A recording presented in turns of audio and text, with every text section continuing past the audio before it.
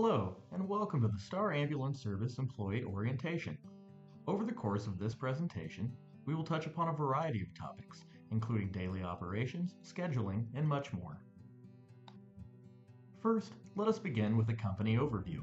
Statewide Transfer Ambulance and Rescue, better known as Star Ambulance, was founded on April 1st, 1982 by Linda Peck and her late husband Sam.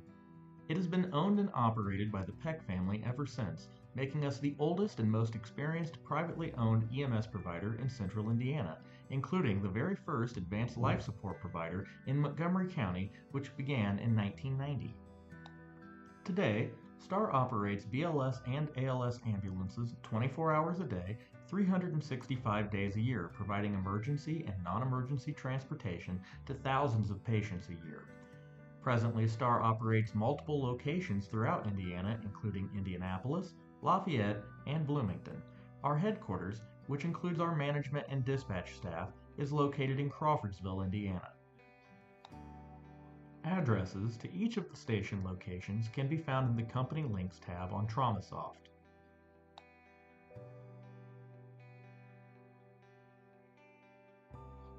In addition to our 911 service, Star has multiple contracts and agreements with various hospitals, extended care facilities, hospice companies, and behavioral health centers. Each year, Star provides ambulance transportation to tens of thousands of patients in Indiana. Star's medical director since 2013 is Dr. Nicholas Sansone. Dr. Sansone is an emergency medicine physician and serves as the medical director at a number of other EMS agencies. Every month, Dr. Sansone conducts a presentation on various medical topics or does audit and review of our critical calls.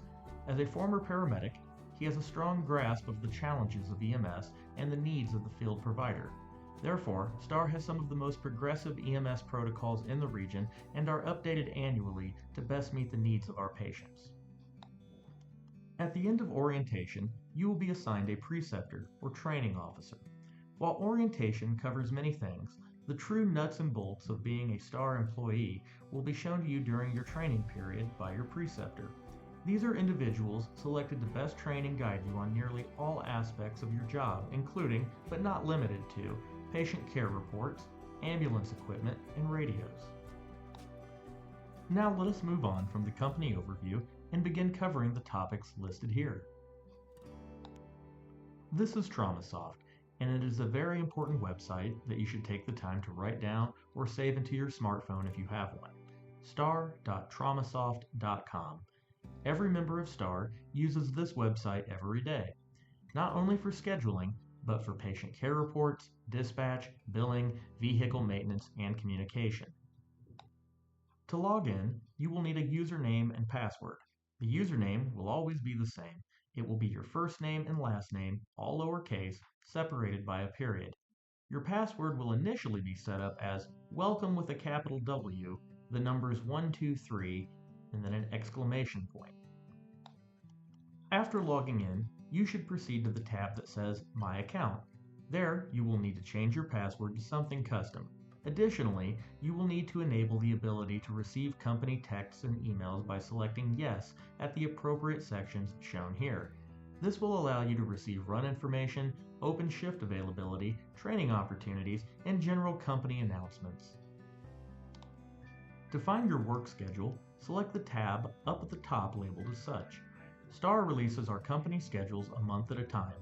This will show you which days and at what stations you are scheduled to work.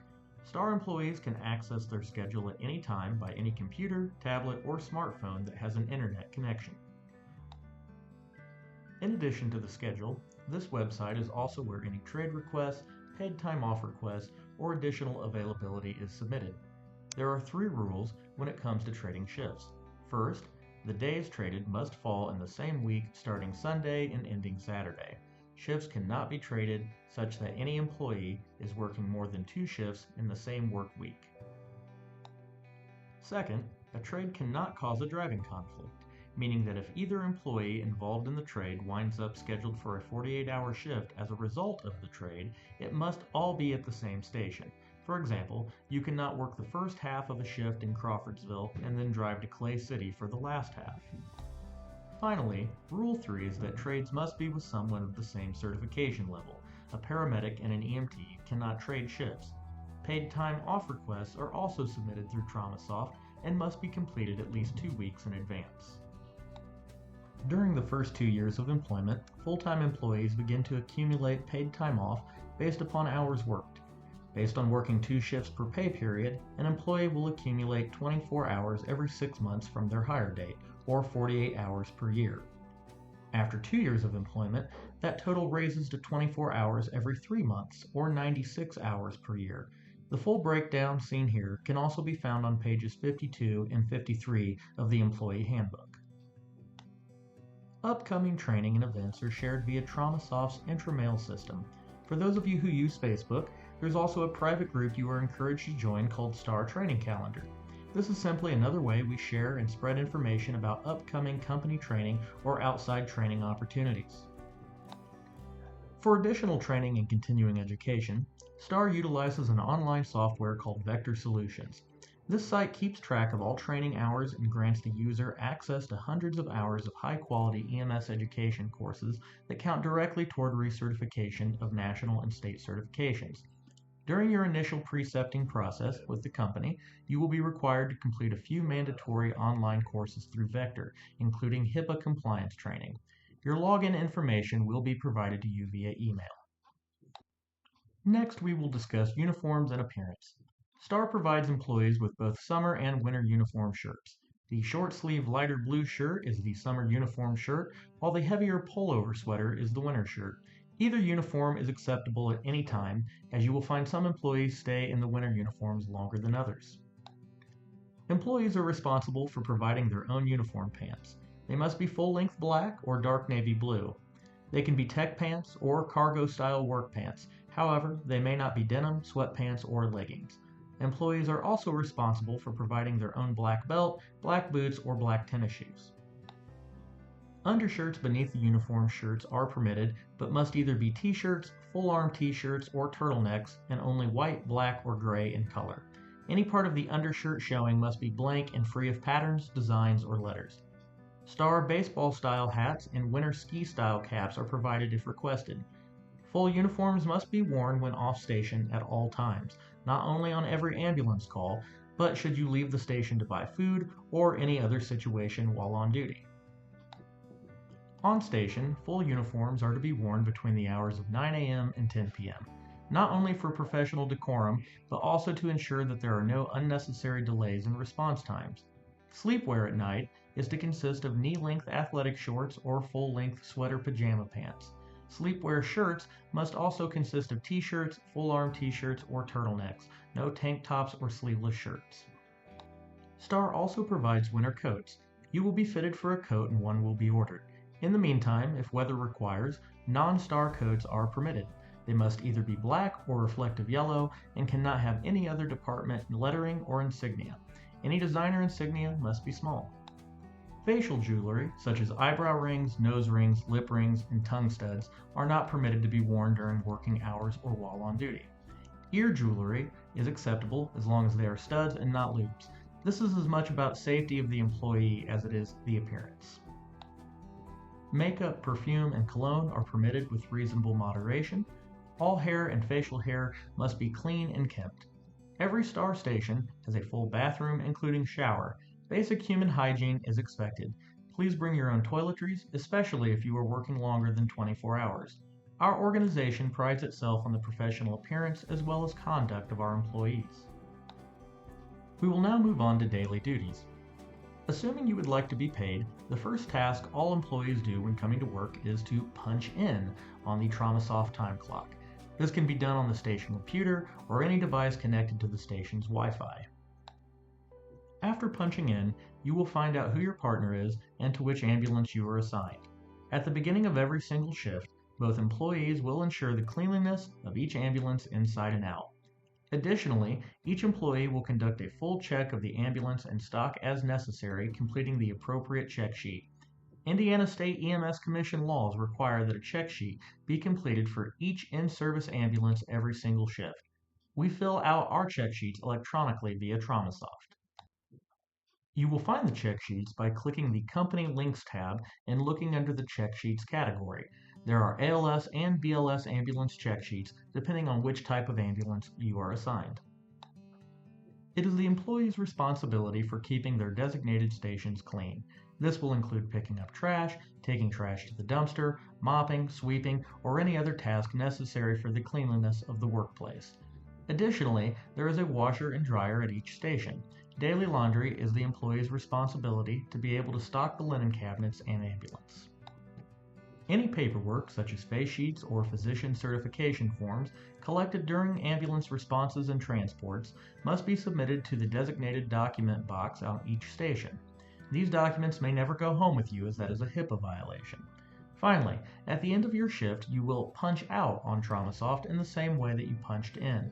You will not be permitted to punch out until your ambulance check sheet and any patient care reports are completed and submitted.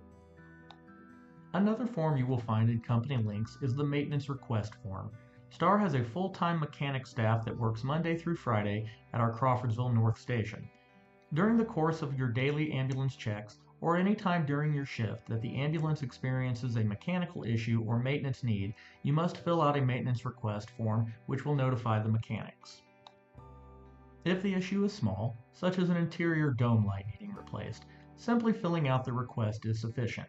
However, any issue that is going to keep the ambulance from operating or operating safely will necessitate an immediate phone call to dispatch or the on-shift supervisor.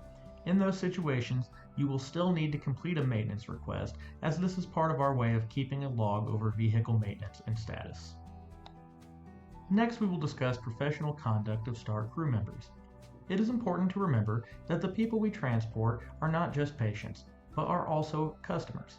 Proper bedside manner is an important aspect of all healthcare providers, from EMTs to physicians. Additionally, the patient's family members in any facility that chooses to call STAR for transport are also customers. Someone, no matter what, always made the conscious decision to call us instead of someone else. Even in our 911 territories, their elected officials chose to use STAR instead of other options. Please be professional, courteous, and compassionate at all times.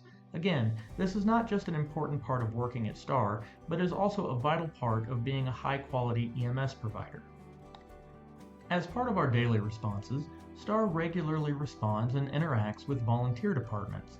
In fact, many of our employees belong to volunteer departments. So, while we greatly appreciate and value all the volunteers that we respond with, it is important to remember that there is a significant increase in both expectations and liability from the paid provider on scene. Unlike municipality EMS providers, being a private provider in business means that we do not have ambulances, equipment, supplies, or station amenities provided for us.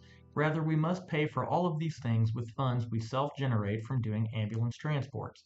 Please treat all the items in the ambulance and on the stations with respect.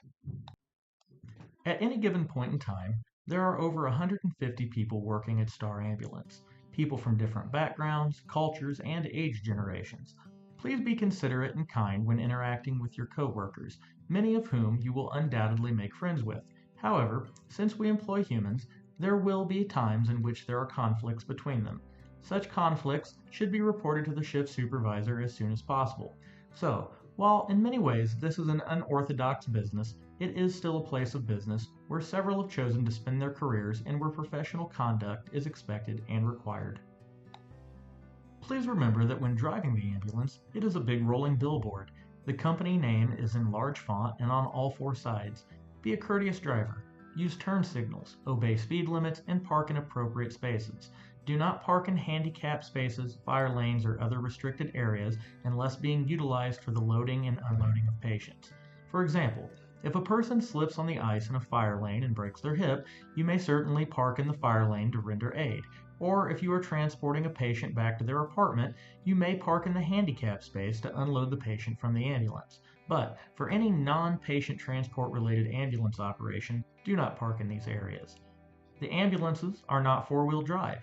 They can easily become stuck if not operated on road services. Do not drive them through yards, ditches, medians, or fields unless attempting to avoid being in a collision. Next, we will talk about infectious control. STAR carries medical exam gloves of all sizes on every ambulance. All crew members are required to wear protective gloves whenever interacting, moving, or assessing patients. In addition to medical gloves, STAR carries personal isolation kits including gown and face mask on every ambulance.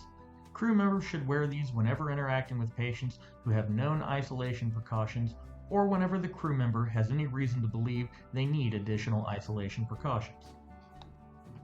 Additionally, at times, for various reasons, hospitals, nursing homes, or other medical facilities may require the use of surgical-style masks in order to enter their premises. STAR staff must adhere to these facility requirements when they are in place. Other times crew members will need to wear gloves is when disinfecting the ambulance, equipment, or handling dirty linens. Make sure you put on gloves before placing dirty linens into the washing machine. Ambulance transports will often involve the use of sharps in the forms of IVs, fill needles, lancets, and intraosseous needles. All sharps must be disposed of in the proper sharps containers, which are the hard, red plastic boxes on the ambulance. Do not place sharps in red biohazard bags or any trash bin. There may be times that a crew member may not be able to readily reach the sharps container in the back of a moving ambulance and may have to drop the sharp on the floor. It is the job of every crew member on the ambulance to communicate about any loose sharps. Inform everyone on the ambulance what sharps and how many have not been disposed of. That way, when the ambulance is being cleaned and remade after a call, that the first thing anyone does is locate and properly dispose of loose sharps, doing everything we can to reduce the chance for a contaminated needle stick. In the event of a contaminated needle stick, meaning that you or someone has been inadvertently stuck with a used needle, you will need to report it to the shift supervisor or upper management immediately for further instructions. Please review the infectious control policy in the employee handbook on pages 44 and 45. Next, we will discuss payroll. Paychecks are issued every Friday, unless a federal holiday falls on the Friday, in which case paychecks will be issued on the Thursday before. STAR utilizes direct deposit, and you will receive an email from our payroll department with instructions on how to set up direct deposit. For employees not wishing to utilize direct deposit, physical paychecks will be issued on Fridays at STAR's headquarters, where employees will be responsible for obtaining. As a benefit, STAR provides holiday pay for the hours of shifts that fall on the federal holidays of New Year's Day, Easter, Memorial Day, Independence Day, Labor Day, Thanksgiving, and Christmas Day. Employees will be paid at overtime rates for those hours. The sleep pay policy for employees working 24-hour shifts can be found on page 54 of the Employee Handbook on TraumaSoft. Finally, any questions, adjustments, or concerns regarding that week's payroll must be submitted to the company account before the end of the business day on Tuesday.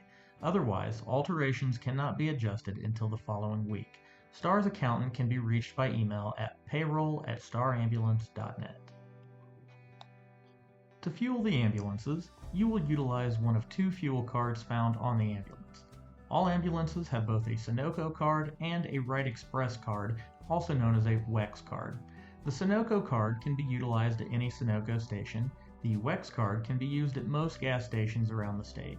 When swiping the fuel cards, it will ask for your driver ID on the Sunoco and WEX cards, which will be a 4-digit code assigned to you personally. Always make sure to swipe a card before ever pumping any fuel. STAR uses a priority code system when determining responses to ambulance requests. Priority 1 responses are emergent lights and sirens responses. The response time guidelines for these responses are to be less than 60 seconds between the hours of 8 a.m. and 11 p.m. The overnight hours between 11 p.m. and 8 a.m. are to be less than 3 minutes. Times are monitored by dispatch, and crew members failing to meet these guidelines will be prohibited from working in the areas with 911 responses. Priority 2 responses are for patients that are ready for immediate transport, however not necessitating a lights and sirens response. This will include most inter-hospital transports or transports from a lower level facility to one with a higher level of care. Response times for Priority 2 calls should be less than 5 minutes. Priority 3 responses are for pre-scheduled transports, frequently discharges or appointments. The crew should be arriving the nurse's station of the facility or a residence at the scheduled time, not just arriving the parking lot. When a facility schedules a transport for 3 p.m., they expect to actually see the crew in person at 3 p.m.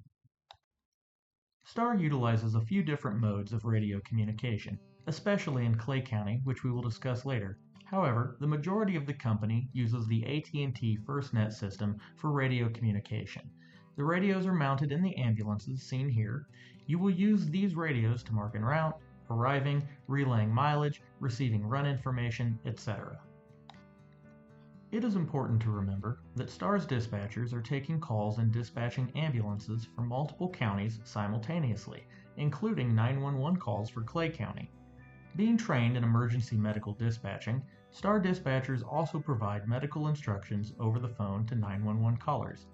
Suffice to say, they can become very busy very quickly. Therefore, when radioing to STAR dispatch, wait till you receive acknowledgement before giving information, such as if you arrive at a hospital, say on the radio, STAR dispatch Medic 1, and wait for them to say, go ahead Medic 1. If you are attempting to relay emergent radio traffic, for example, if you are in or witness a motor vehicle crash, say STAR dispatch rush traffic, and proceed with relaying the information without waiting for the acknowledgement. Your preceptor will familiarize you with STAR's proper radio etiquette. To begin, you should start by memorizing the call signs. STAR has multiple ambulances, all with unique state certification numbers. Staffed ambulances are periodically swapped with unstaffed ambulances for maintenance.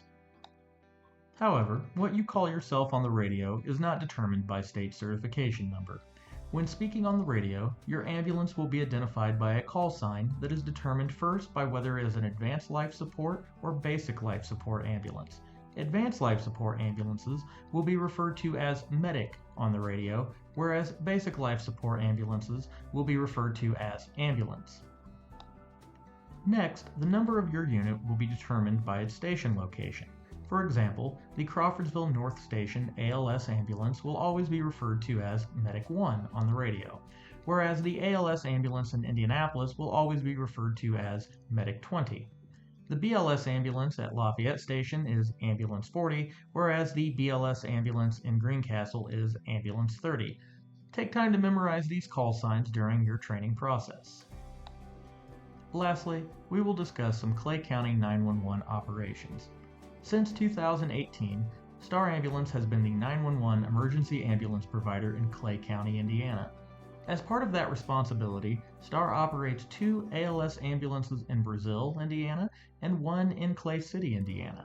Additionally, we provide transport to and from hospitals in and around Clay County. STAR works in conjunction with Clay County Dispatch, who notifies our ambulances of calls utilizing the activation of pagers via tone. The pagers, seen here, are the responsibility of each crew member to keep charged, active, and to carry at all times when on duty in Clay County. Ambulances responding on 911 calls in Clay County will communicate with Clay County Dispatch utilizing 800 MHz radios that, just like the pagers, are the responsibility of each on-duty crew member to carry at all times. These radios can also be utilized to communicate with other first response and law enforcement agencies in and around Clay County. Additionally, inside the ambulance are digital VHF repeater radios in both the driver and patient compartments. These are used to relay IHERN reports to receiving hospitals, as well as a backup form of communication with Clay County Dispatch. The ambulances in Clay County carry a few additional pieces of equipment that crew members intending to work there will need to train with during their precepting process. These include, but are not limited to, the McGrath video laryngoscope, Lucas CPR devices, and Stryker stair chairs. 911 responses, at times, do not result in transportation to a receiving hospital. STAR crew members should never attempt to persuade a patient to not be evaluated in an emergency room. However, if a patient is over 18 years of age or a documented emancipated minor, alert and oriented to person, place, time, and event, then they have the right to refuse treatment and/or transport. It is important to advise every patient refusing transport that we as field providers are not trained physicians and are not a substitute for an ER physician's evaluation and care. Advise the patient of the potential risks of not being seen. If at that time the patient still refuses transport, they will need to sign a signature of refusal form, also known as an SOR. The crew member obtaining the SOR We'll still need to complete a full patient care report, including patient demographics such as name and age, but also evaluation findings such as vitals and a narrative. This concludes the first portion of the STAR Ambulance orientation. While we still have much to show you during the onboarding process, we are excited to have you join our team and look forward to your chapter in STAR history.